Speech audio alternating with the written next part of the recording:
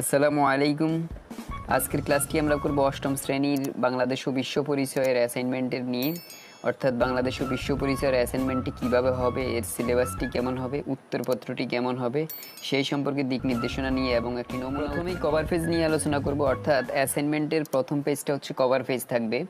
Board কর্তৃক direction দেওয়া হয়েছে কভার পেজে কতগুলো বিষয় থাকতে হবে। যেমন প্রথমে হচ্ছে বিদ্যালয়ের নাম লিখতে হবে, তুমি যে স্কুলে পড়ো সেই স্কুলের নাম লিখবে। তো আমি একটা ডেমো হিসেবে একটা উদাহরণস্বরূপ একটা স্কুলের নাম লিখলাম, ন্যাশনাল আইডিয়াল স্কুল ঢাকা। তারিখ, যেই তারিখে জমা দিবে সেই তারিখ লিখবে। আমি আজকের তারিখ লিখলাম 4/11/2020। ছাত্র বা ছাত্রীর নাম, যদি ছাত্র হয় তাহলে ছাত্রের নাম, আর ছাত্রী হলে ছাত্রীর নাম। যেমন আমি লিখলাম ছাত্রীর নাম নুজহাত তাহসিনা রাফিয়া। বিষয় বাংলাদেশ ও বিশ্ব পরিচয়, শ্রেণী অষ্টম, শাখা ক, রোল নাম্বার 17। এই হচ্ছে যে কভার পেজ, অ্যাসাইনমেন্টের কভার পেজ। তো অ্যাসাইনমেন্ট হচ্ছে A4 সাইজের কাগজ হবে, প্রথমে কভার পেজ হবে। প্রত্যেকটা পেজের এক পেজে লেখা থাকবে, অন্য পেজ খালি থাকবে। এভাবে তারপরে স্টেপল বা হচ্ছে বাইন্ডিং করে হচ্ছে এটা স্কুলে সাবমিট করবে। এটা হচ্ছে অ্যাসাইনমেন্টের নিয়ম। এখন আমরা সিলেবাস সম্পর্কে কথা বলবো। বাংলাদেশ ও বিশ্ব পরিচয়ের প্রথম অ্যাসাইনমেন্টের সিলেবাস রয়েছে প্রথম অধ্যায় ও দ্বিতীয় অধ্যায়। প্রথম অধ্যায় হচ্ছে ঔপনিবেশিক যুগ ও বাংলা স্বাধীনতা সংগ্রাম, পার্ট 7 ও 8, বাংলার নবজাগরণ ও পাকিস্তান রাষ্ট্রের উদ্ভব। এইখানে প্রশ্ন করা হয়েছে বাংলা নবজাগরণ ও তৎকালীন সমাজ ব্যবস্থার পরিবর্তনে প্রতিনিধিত্বকারী বিভিন্ন ব্যক্তির গুরুত্বপূর্ণ অবদান বর্ণনা করার জন্য। অর্থাৎ বাংলা নবজাগরণের মধ্যে অনেকেরই অবদান রয়েছে। মাইকেল মধুসূদন দত্ত, রবীন্দ্রনাথ ঠাকুর, কাজী নজরুল ইসলাম, রাজা রামমোহন রায়, ঈশ্বরচন্দ্র বিদ্যাসাগর সহ আরও অনেকের, ওয়ারেন হেস্টিংস, আরও অনেকেরই অবদান রয়েছে। তাদের গুরুত্বপূর্ণ অবদানগুলো হচ্ছে অ্যাসাইনমেন্টে লেখার জন্য বলা হয়েছে। দ্বিতীয় অধ্যায় হচ্ছে বাংলাদেশের মুক্তিযুদ্ধ নিয়ে, পার্ট 1 এবং পার্ট 2। এখানে প্রশ্ন করা হয়েছে বাংলাদেশের মুক্তিযুদ্ধের প্রেক্ষাপটে 7 মার্চের ভাষণের, বঙ্গবন্ধুর ঐতিহাসিক ভাষণের অপরিহার্য বা তাৎপর্য বিশ্লেষণ করো। বঙ্গবন্ধু শেখ মুজিবুর রহমানের ঐতিহাসিক ভাষণ মুক্তিযুদ্ধে কতটুকু অনুপ্রেরণা জুগিয়েছে, সেই মুক্তিযুদ্ধের সেই ভাষণ, 7 মার্চের ভাষণের ঐতিহাসিক তাৎপর্য ব্যাখ্যা করার জন্য, বিশ্লেষণ করার জন্য বলা হয়েছে। উত্তরপত্র কিভাবে মূল্যায়ন করা হবে, এখানে লেখা আছে মূল্যায়ন নির্দেশক। বিষয়বস্তুর জ্ঞান, বস্তুগত জ্ঞান, নির্ভুল তথ্য প্রদান করতে হবে। প্রশ্নের চাহিদা অনুযায়ী উত্তর প্রদান, প্রশ্ন যেভাবে চেয়েছে সেভাবে উত্তর প্রদান করতে হবে। নিজস্ব মতামতের যৌক্তিক ব্যাখ্যা প্রদান করতে হবে, তুমি কোন যুক্তিতে এটা লিখছো সেটা ব্যাখ্যা করে দিতে হবে। এই বিষয়গুলো ঠিক থাকলে হচ্ছে তোমাকে ফুল মার্কস দেওয়া হবে, অর্থাৎ অতি উত্তম বা উত্তম ক্যাটাগরিতে রাখা হবে। আমরা এখন প্রথম অ্যাসাইনমেন্টের উত্তর, নমুনা উত্তর লিখব। এই উত্তরের উপর ভিত্তি করে এবং অভিজ্ঞতা নিয়ে হচ্ছে তোমরা তোমাদের মতো করে উত্তর লিখবে। যেমন প্রথম প্রশ্নটির হচ্ছে যে নবজাগরণের, বাংলা নবজাগরণের ঐতিহাসিকদের ভূমিকা। যেমন আমি লিখলাম 19 শতকে বাংলা নবজাগরণের চেতনা সৃষ্টিতে বেশ কিছু মনীষী অবদান রাখেন। রাজা রামমোহন রায়, ঈশ্বরচন্দ্র বিদ্যাসাগর সমাজ সংস্কারে অবদান রাখেন। ডিরোজি ও বিদ্যাসাগর প্রমুখ অবদান অবাধে মুক্ত মনে জ্ঞান চর্চার ধারা তৈরি করেন। আবার ঈশ্বরচন্দ্র বিদ্যাসাগর, বঙ্কিমচন্দ্র, মাইকেল মধুসূদন দত্ত, রবীন্দ্রনাথের হাতে বাংলা ভাষা ও সাহিত্যের বিকাশ ঘটে। বাংলা সাহিত্যে মীর মোশাররফ হোসেন, শরৎচন্দ্র চট্টোপাধ্যায়, কাজী নজরুল ইসলামের অবদানও ব্যাপক। এটা হচ্ছে আমাদের ভূমিকার মতো আমরা লিখলাম। এখন হচ্ছে আমরা অবদান লিখব, কার অবদান কতটুকু ছিল সেই বিষয়ে আমরা এখন আলোচনা করব। রাজা রামমোহন রায় সমাজ সংস্কারে এবং বাংলার নবজাগরণে যাদের অবদান অপরিসীম, তাদের মধ্যে রাজা রামমোহন রায়ের অবদান অনন্য। তিনি যেই কাজগুলো করেছেন তার মধ্যে অন্যতম হচ্ছে সতীদাহ প্রথার বিরুদ্ধে আন্দোলন। সমাজ সংস্কারের ক্ষেত্রে রাজা রামমোহন রায়ের সবচেয়ে বড় অবদান সতীদাহ প্রথার বিরুদ্ধে আন্দোলন। তৎকালীন হিন্দু সমাজের উচ্চবর্ণে অমানবিক সতীদাহ প্রথা প্রচলিত ছিল। এই প্রথা অনুসারে মৃত স্বামীর চিতায় তার জীবিত স্ত্রীকে পুড়িয়ে মারা হতো। ধর্মশাস্ত্র ব্যাখ্যা সহ বিভিন্নভাবে চেষ্টা করে রামমোহন এই পৈশাচিক প্রথা বন্ধ করার জন্য আপ্রাণ চেষ্টা করেন। তিনি এই প্রথার বিরুদ্ধে জনমত গঠন করে ব্রিটিশ সরকারের কাছে আবেদন করেন। তার এই প্রচেষ্টার ফলে শেষ পর্যন্ত governor general Lord William Bentinck 1829 খ্রিস্টাব্দে 17 নং রেজুলেশন জারি করে সতীদাহ প্রথা নিষিদ্ধ ঘোষণা করেন। কৌলিন্য প্রথা ও বাল্যবিবাহের বিরোধিতা। রামমোহন কৌলিন্য প্রথা বিরোধী ছিলেন, কারণ এই কৌলিন্য প্রথার জন্যই সমাজচ্যুত হওয়ার আশঙ্কায় অল্প বয়স্ক মেয়েদের মৃত্যু পথযাত্রী বৃদ্ধের সঙ্গে বিবাহ দেওয়া হতো।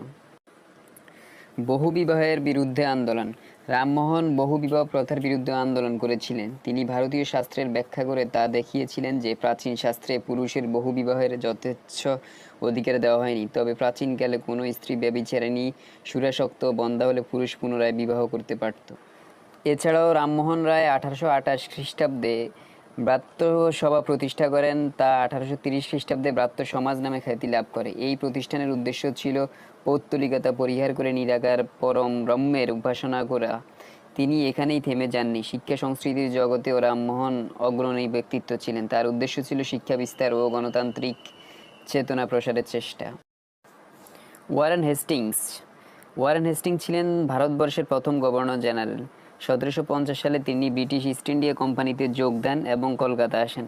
তৎকালীন সময়ে অনেক মুসলিম তাদের রাজ্য হারিয়েছিলেন, তাই তিনি মুসলিমদের রাজ্য হারানোর কষ্ট দূর করার জন্য 1881 সালে কলকাতা মাদ্রাসা প্রতিষ্ঠা করেন এবং এতে মুসলিমদের চাকরির সুযোগ সৃষ্টি হয়। পরবর্তীতে 1791 সালে হিন্দু সম্প্রদায়ের জন্য প্রতিষ্ঠা করেন সংস্কৃত কলেজ। আধুনিক শিক্ষার ছোঁয়া পেয়ে স্থানীয় মানুষদের ভিতর নতুন ভাবনার উদ্ভব হয়। ধীরে ধীরে মানুষের মধ্যে বিভিন্ন প্রশ্নের জন্ম নেয়। এরই পরিপ্রেক্ষিতে সতীদাহের মতো কুপ্রথার বিরুদ্ধে আন্দোলন শুরু হয় এবং বিধবা বিবাহের মত তৈরি হয়। ঈশ্বরচন্দ্র বিদ্যাসাগর ঊনবিংশ শতকের একজন বিশিষ্ট বাঙালি শিক্ষাবিদ, সমাজ সংস্কারক ও গদ্যকার। বাংলায় নারী শিক্ষার প্রসারে সবচেয়ে গুরুত্বপূর্ণ ভূমিকা নেন ঈশ্বরচন্দ্র বিদ্যাসাগর। তিনি ছিলেন নারী শিক্ষার বিস্তারের পথিকৃৎ। নারী মুক্তি আন্দোলনের প্রবল সমর্থক ছিলেন তিনি। হিন্দু বিধবাদের অসহনীয় দুঃখ তাদের প্রতি পরিবারবর্গের অন্যায়, অবিচার, অত্যাচার গভীরভাবে ব্যথিত করেছিল তাকে। এই বিধবাদের মুক্তির জন্য তিনি আজীবন সর্বস্ব পণ করে সংগ্রাম করেছেন। তার এই আন্দোলনের কারণে 1856 সালে সরকার বিধবা বিবাহ আইন সিদ্ধ ঘোষণা করে এবং সেই সাথে বাল্য বিবাহের মতো একটি কুপ্রথাকে নির্মূল করতে সংগ্রাম করেন। বাংলা নবজাগরণের অন্যতম পথিকৃৎ ডিরোজি। বহু যুগের কুসংস্কার আর ধর্মান্ধতার বিরুদ্ধে বদ্ধ জীর্ণ এই সমাজে তিনি ঝড় তুলেছিলেন। জন্মসূত্রে বাঙালি না হলেও বাঙালিদের সঙ্গে মনে প্রাণে জড়িয়েছিলেন তিনি। একাধারে শিক্ষক, কবি, সাংবাদিক এই মানুষটি তার উপলব্ধি আর কর্মোদ্যমে বদলাতে চেয়েছিলেন সমাজটাকে। তার পরিণামে জুটেছিল অপমান, তাচ্ছিল্য আর দারিদ্রতা। সেকালে রক্ষণশীল বাঙালির কাছে তিনি ছিলেন দ্রোজু ফিরিঙ্গি। তিনি 19 শতকের বাংলা নবজাগরণের এক অবিস্মরণীয় নাম Henry Louis Vivian Derozio. Kazi Nazrul Islam ছিলেন বিংশ শতাব্দীর অন্যতম অগ্রণী বাঙালি কবি, ঔপন্যাসিক, নাট্যকার এবং বাংলাদেশের জাতীয় কবি। বাংলার নবজাগরণের পিছনে কাজী নজরুল ইসলামের অবদান অনেক। তার সময়ে কবিতা ও গানের ধারাকে সম্পূর্ণ বদলে দিয়েছিলেন। কবির সময়কালে সাহিত্যকর্মে এক বৈপ্লবিক সৃষ্টি হয়। রবীন্দ্রনাথ ঠাকুর ছিলেন অগ্রণী বাঙালি কবি, ঔপন্যাসিক, সঙ্গীত স্রষ্টা, নাট্যকার, চিত্রকর, ছোট গল্পকার, প্রাবন্ধিক, অভিনেতা, কণ্ঠশিল্পী ও দার্শনিক। বাংলা ভাষার সর্বশ্রেষ্ঠ সাহিত্যিক তিনি। রবীন্দ্রনাথকে গুরুদেব, কবিগুরু, বিশ্বকবি অভিধায় ভূষিত করা হয়।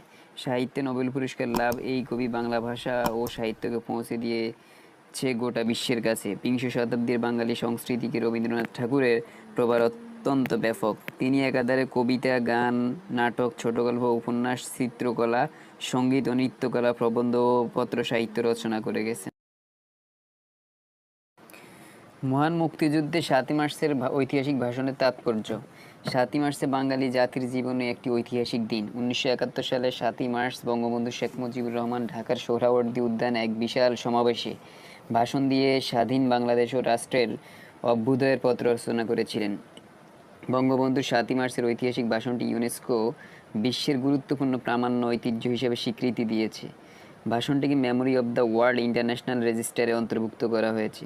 বিশ্বজুড়ে যেসব তথ্যভিত্তিক ঐতিহ্য রয়েছে সেগুলোকে সংরক্ষণ এবং পরবর্তী প্রজন্ম যাতে তা থেকে উপকৃত হতে পারে সে লক্ষ্যেই এই তালিকা প্রণয়ন করে ইউনেস্কো। সালে 7ই মার্চ এসেছিল এক ধারাবাহিক রাজনৈতিক আন্দোলনের পটভূমিতে। পাকিস্তানের 24 বছরের ইতিহাস ছিল শোষণ ও বঞ্চনার। দ্বিজাতি তত্ত্বের ভিত্তিতে প্রতিষ্ঠিত কৃত্রিম রাষ্ট্রটি থেকে শুরু হয়েছিল বাঙালি বৈরী। বাঙালি তার অধিকার ও মর্যাদা প্রতিষ্ঠার সংগ্রাম চালিয়ে গেছে অব্যাহতভাবে। এক পর্যায়ে বঙ্গবন্ধু শেখ মুজিবুর রহমান হয়ে ওঠেন বাঙালি জাতির আশা আকাঙ্ক্ষার প্রতীক। 70-এর নির্বাচনে আওয়ামী লীগের বিপুল বিজয়ের পরই এটা স্পষ্ট হয়েছিল যে পাকিস্তানি শাসক গোষ্ঠী বঙ্গবন্ধু শেখ মুজিবুর রহমানের কাছে ক্ষমতা হস্তান্তর করবে না। তারা নানা কৌশলে কালক্ষেপণ করেছিল আর বাঙালির বিরুদ্ধে হামলে পড়ার জন্য সামরিক প্রস্তুতি গ্রহণ করেছিল। বঙ্গবন্ধু এসব জানতেন, তাই ৭ই মার্চের ভাষণে তিনি বাঙালি জাতিকে চূড়ান্ত লড়াইয়ের প্রস্তুতির নির্দেশনা দিয়েছেন।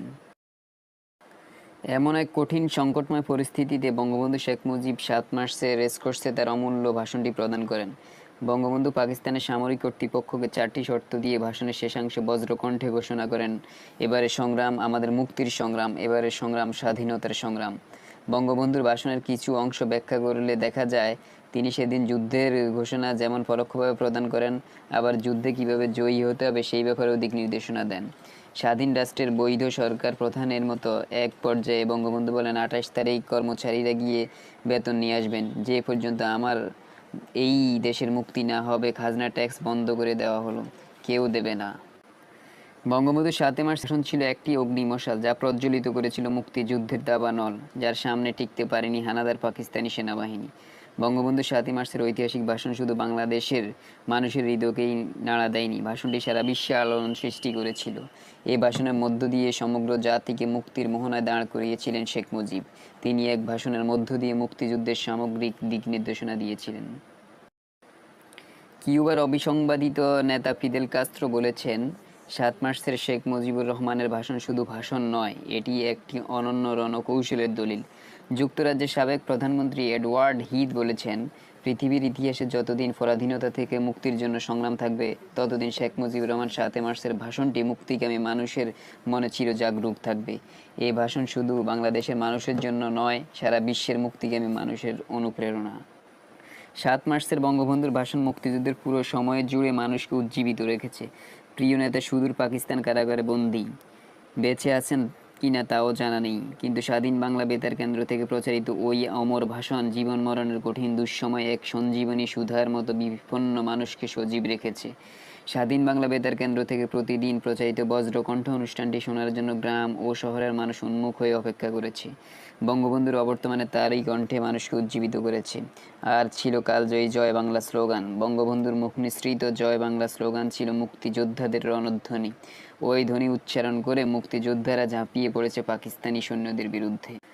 সুতরাং বাংলাদেশের স্বাধীনতা ঘোষিত হয়েছে আসলে 1971 সালে 7ই মার্চ, আর 26শে মার্চ 1971 প্রথম পরে বঙ্গবন্ধু কর্তৃক ঘোষিত সশস্ত্র প্রতিরোধ অথবা যুদ্ধের মাধ্যমে স্বাধীনতা প্রতিষ্ঠার নির্দেশ 7ই মার্চের ঘোষণার ধারাবাহিকতা মাত্র। এই ভাষণটি আজও আমাদের জাতীয় জীবনের অনুপ্রেরণা। বঙ্গবন্ধু নেই, কিন্তু তার দিক নির্দেশনা আজও রয়ে গেছে। আমাদের জাতীয় জীবনের সকল ক্ষেত্রে এই ভাষণটি অত্যন্ত তাৎপর্যপূর্ণ। পথ হারানোর ক্ষণে কিংবা দেশবিরোধী শত্রুদের ষড়যন্ত্র আরাস পালনে দিশেহারা মুহূর্তে যেন বেজে উঠে সেই বজ্রকণ্ঠ, আমি যদি হুকুম দিবার নাও পারি। এ হচ্ছে তোমাদের তাহলে 2টা প্রশ্নের উত্তর আমি আমার মতো করে লিখিয়ে দিয়েছি। তোমরা হচ্ছে এ থেকে অভিজ্ঞতা নিয়ে তোমাদের মতো করে তোমাদের অ্যাসাইনমেন্টটি করবে, এবং হচ্ছে যে অ্যাসাইনমেন্টটি তোমাদের মতো করে অবশ্যই লিখবে, যাতে করে তোমরা পূর্ণ মার্কস পেতে পারো। তো আমাদের ক্লাস যদি ভালো লাগে অবশ্যই ইংলিশ অ্যাপ চ্যানেলকে সাবস্ক্রাইব করবে, লাইক কমেন্ট করে শেয়ার করে পাশে থাকবে, এবং পরবর্তী অ্যাসাইনমেন্টগুলোর আপডেট পাওয়ার জন্য নোটিফিকেশন বাটনটি অন করে রাখবে, যাতে করে যে কোনো সময় ভিডিও আপডেট পেতে পারো। Thank you very much.